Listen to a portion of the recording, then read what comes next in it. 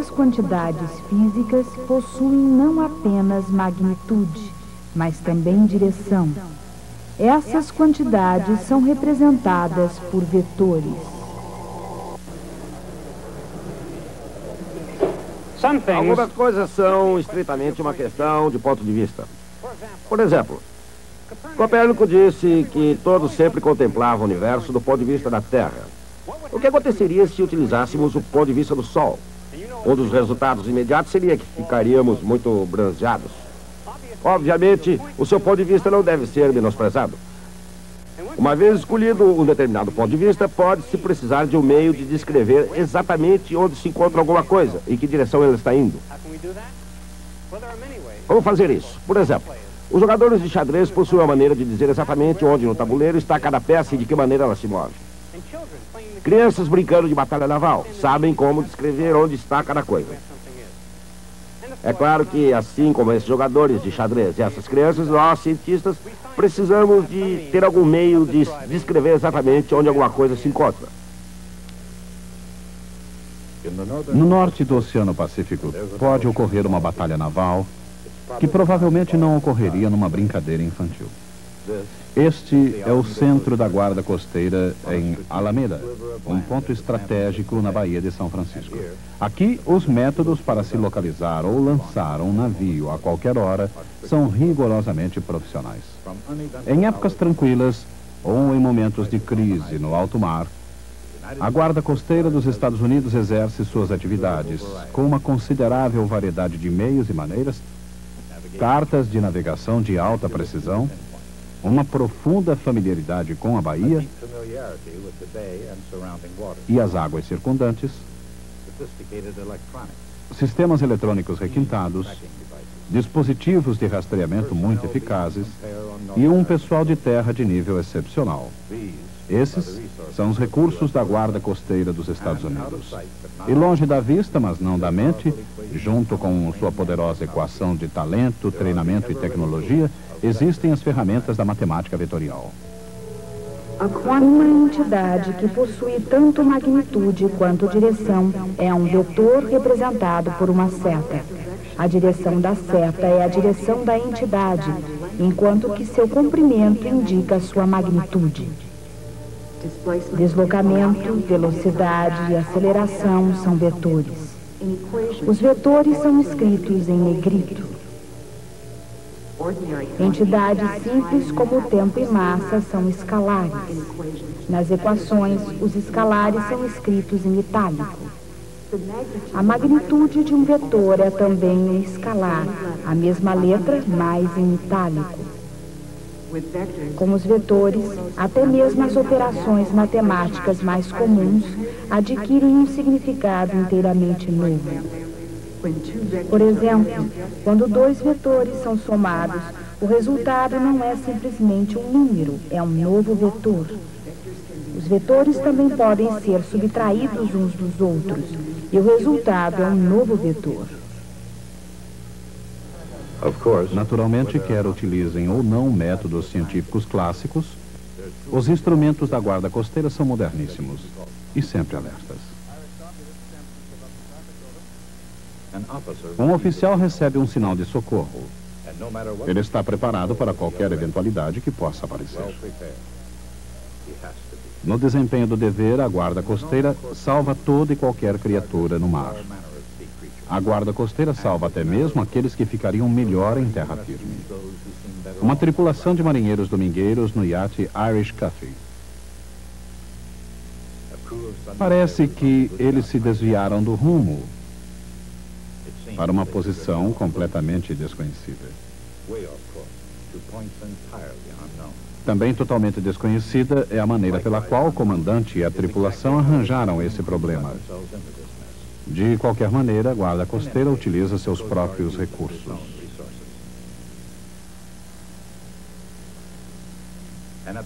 Com o girar de uma chave,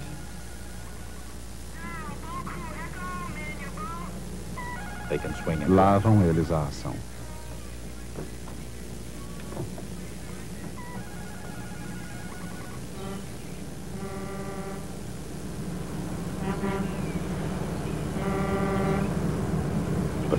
Mas espera um pouco.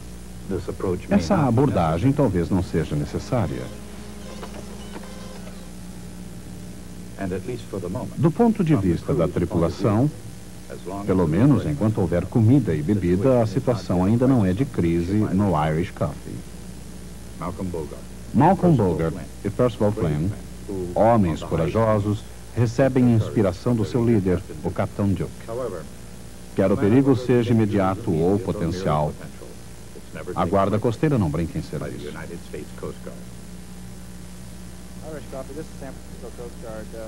Location and nature of your distress, over. This is the Irish Coffee. Repeat, we're in trouble and we're someplace off the coast of San Francisco. Irish Coffee to San Francisco Coast Guard. Request you monitor channel 13 and contact us every 15 minutes, over. Great. Not only are we not sailors, we're not map readers either. Well, it's got to be in the blue part, right? Because that's where we are. We're on the, we got to be in the blue. Being carelessly lost. Estar perdido no mar não é brincadeira. E um convidado desinformado pode tornar a situação no mínimo perigosa. Especialmente quando essas coordenadas estão no mapa rodoviário de São Francisco. De qualquer maneira, podemos aprender algo aqui. Essas linhas formam uma rede retangular, ao menos tão retangular quanto a superfície esférica da Terra o permite.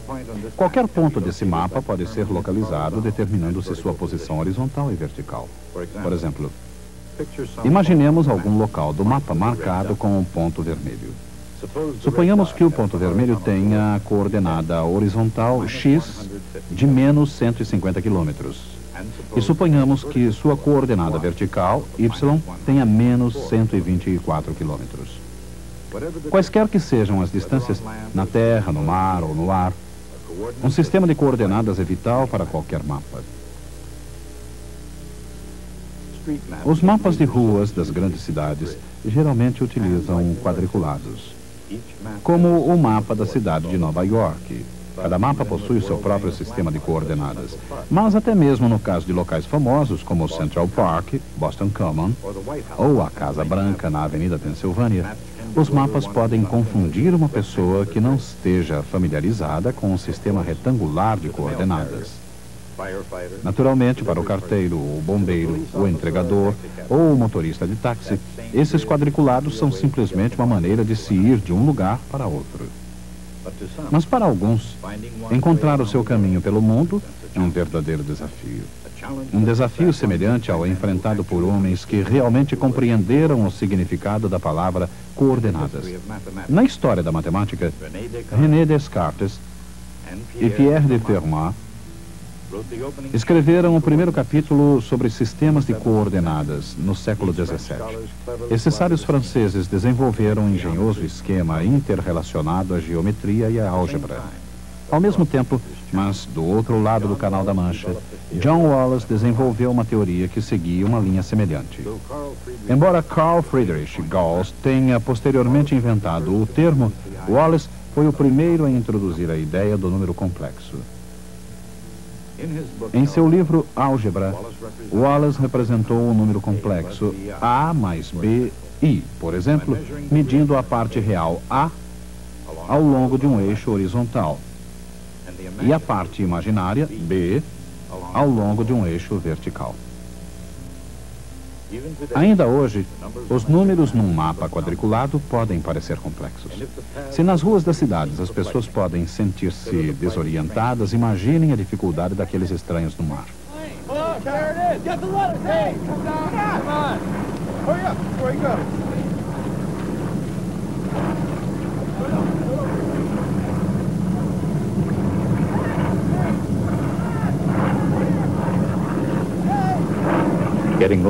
Perder-se sem um bom mapa é a parte mais fácil.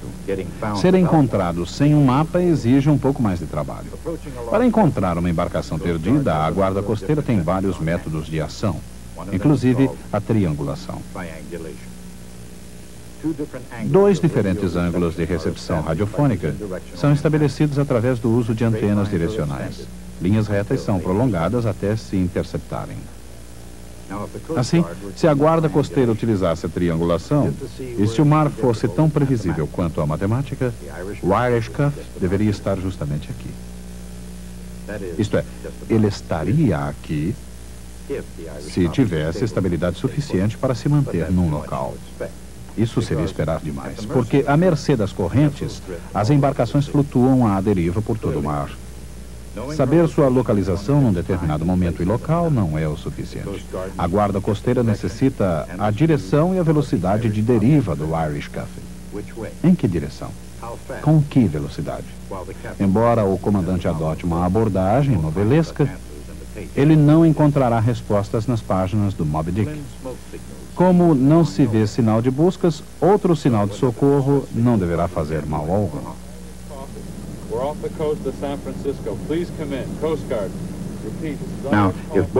Se Bogart tivesse fornecido uma segunda posição à guarda costeira, o quadro poderia ser esse.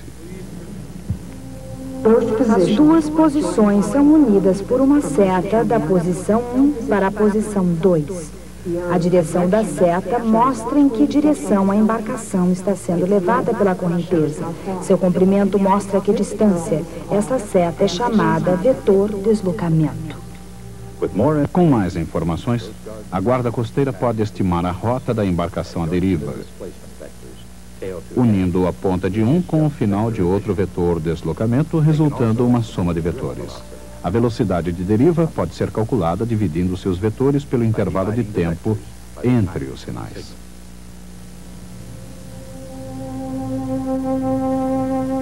Um vetor pode ser multiplicado por um escalar. Este novo vetor terá o mesmo sentido, caso o escalar seja positivo. Mas sua magnitude poderá ser diferente. Multiplicando-se um vetor por um escalar negativo, seu sentido é invertido.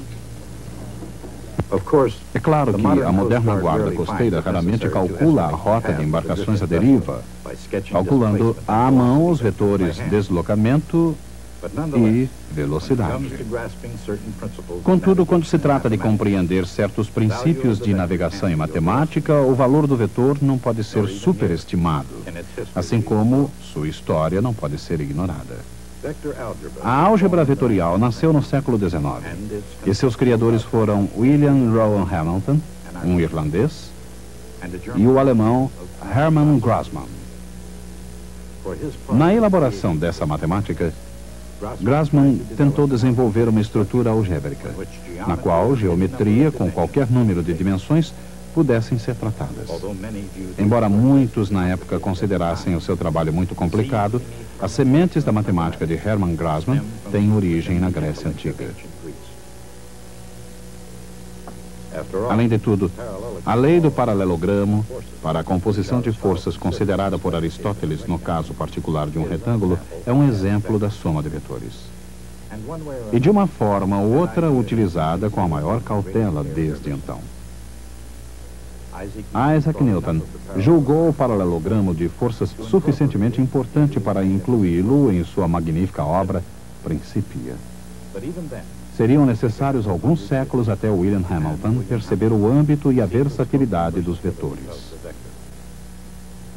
Numa tentativa de interpretar matematicamente a rotação no espaço, em termos físicos, Hamilton buscou um sistema análogo de números complexos tridimensionais. Ao invés disso, acabou descobrindo uma álgebra de objetos quadridimensionais, a que deu o nome de quaternions. Um quaternion tem uma parte vetorial tridimensional e uma parte escalar unidimensional. Embora a ideia dos vetores e escalares só viesse a ser refinada na época moderna, Hamilton havia desenvolvido uma convincente maneira de expressar a mecânica de Newton. James Clerk Maxwell, um pioneiro da eletricidade e do magnetismo, percebeu o brilho teórico das ideias de Hamilton. Mas, mesmo assim, elas não tiveram aceitação geral. Para serem eficientes, conteúdo e forma precisam estar juntos. Embora a teoria de Hamilton fosse brilhante, sua forma era complicada demais para sobreviver. Mas, em sua essência, a teoria conseguiu sobreviver. No século XIX, o professor da Universidade de Yale, Josiah Wheeler Gibbs, tomou emprestado algumas ideias originais de Hamilton e Grassmann, aplicando-as à física teórica. Relutando em receber o mérito por ideias que não eram originalmente suas, Gibbs esperou 2 décadas antes de permitir que E.B. Wilson reproduzisse suas fórmulas em um livro. Finalmente, com a publicação em 1901, os vetores percorreram o mundo até que, como o som da música, puderam ser ouvidos em toda a parte.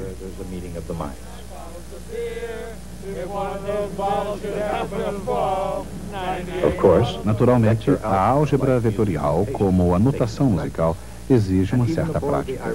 Mesmo a bordo do Irish Cuff, um pouco de exercício não pode agravar muito a situação. De qualquer maneira, os vetores, ao contrário das letras de algumas canções, são muito versáteis. Um vetor pode ser multiplicado por outro vetor. O produto escalar de A e B é um escalar que mede a tendência dos 2 vetores de apontarem na mesma direção. A vezes B é igual ao comprimento de A vezes o comprimento de B, vezes o cosseno do ângulo entre eles. Quando A e B são perpendiculares entre si, seu produto escalar é 0. O produto escalar de um vetor por ele mesmo é o quadrado do seu comprimento.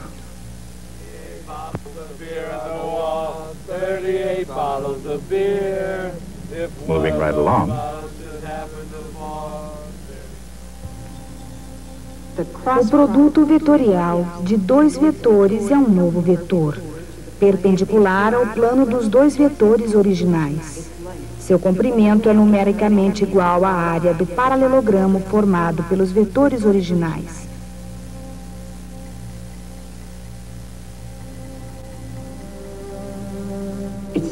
Sua direção é determinada pela regra da mão direita.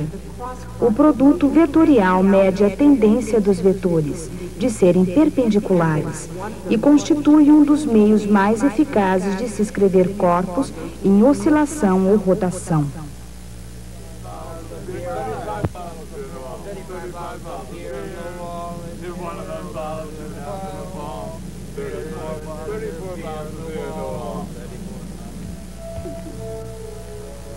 A álgebra vetorial utiliza 2 vetores unitários perpendiculares entre si, I e J. O pequeno circunflexo sobre o vetor indica que o seu comprimento é 1.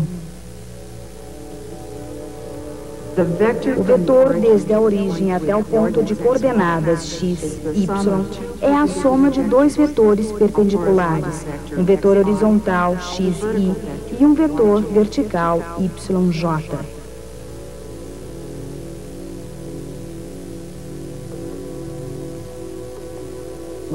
Com o auxílio de I e J, a soma e multiplicação de vetores podem ser realizadas através da álgebra comum.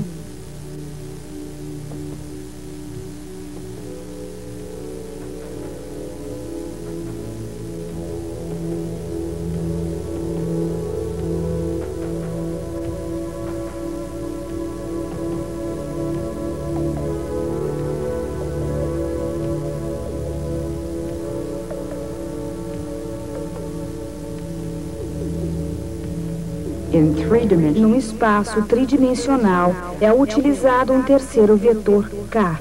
K é perpendicular ao plano de I e J. Um vetor tridimensional é escrito xi mais yj mais zk.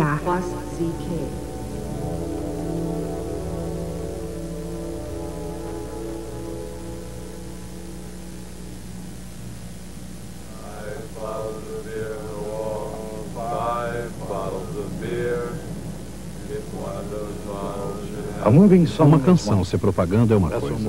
Uma embarcação em movimento é outra muito diferente, especialmente quando está à deriva no mar. Lembre-se, antes do primeiro sinal de socorro, o vento estava calmo, o mar sereno, o dia perfeito para se divertir. Mas o tempo muda. E o Irish Cuff não está onde deveria e também já não é o mesmo. No mar, o vento é uma força que não pode ser ignorada.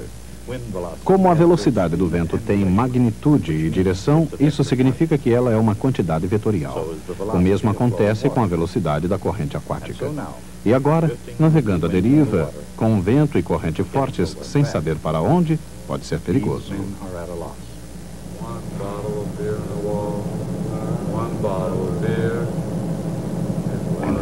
E finalmente, eles o percebem.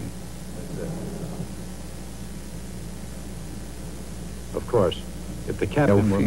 E é claro que se o comandante tivesse inclinações matemáticas, tentaria ajudar a guarda costeira. Ele determinaria a posição de sua embarcação, talvez 150 quilômetros a oeste e 124 quilômetros ao sul da base de Alameda, da guarda costeira. Calcularia a velocidade do vento, digamos 40 quilômetros horários soprando do sul. Determinaria que sua embarcação estava sendo impulsionada a uma velocidade média de 2 quilômetros por hora na direção norte. Mas como os homens puderam perceber, o capitão Duke poderia ser chamado de muitas coisas, mas não de matemático. Não o critiquemos, no entanto. No que se refere a vetores, a coordenadas, a qualquer coisa que possa ser usada no salvamento, ele simplesmente não sabe o que fazer. A menos que tenha uma imaginação muito criativa. O capitão Duke percebe que a guarda costeira dos Estados Unidos precisa do seu auxílio. Assim, com a sua ajuda, isso para não falar de coordenadas, velocidade do vento, provável direção de deriva e um helicóptero, as coisas podem realmente funcionar.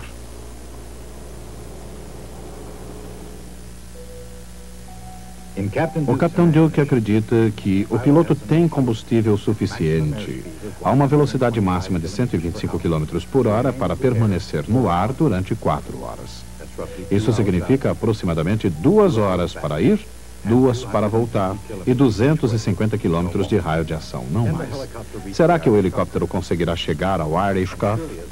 E não menos importante, será que o piloto conseguirá voltar à base? O vento carrega o helicóptero para o norte a 40 km por hora, 80 km para o norte em 2 horas. Se o piloto voasse ao longo de um desses vetores, acabaria ultrapassando seu raio de ação. Não poderia ir mais longe, pois não poderia contar com um vento a favor constante para impulsioná-lo em sua viagem de volta à base. Mas a situação não é tão grave quanto parece. Por quê? Porque o Irish Cuff também está derivando para a direção norte a 2 km por hora.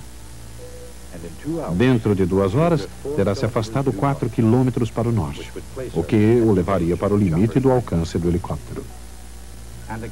Levando em conta a velocidade do ar, a velocidade do vento, a velocidade da deriva, o piloto calcularia a direção do voo adequada e chegaria ao Irish Cuff. Mesmo com a imaginação do comandante, isso seria possível? Sim. E na realidade, a resposta deveria ser óbvia. O rumo do helicóptero e seu deslocamento pelo vento se combinam ou se somam como vetores. Apesar de simples, esses cálculos seriam vitais se a guarda costeira dos Estados Unidos lesse o pensamento do capitão Duke. Mas em vez disso, puseram em prática o seu próprio plano.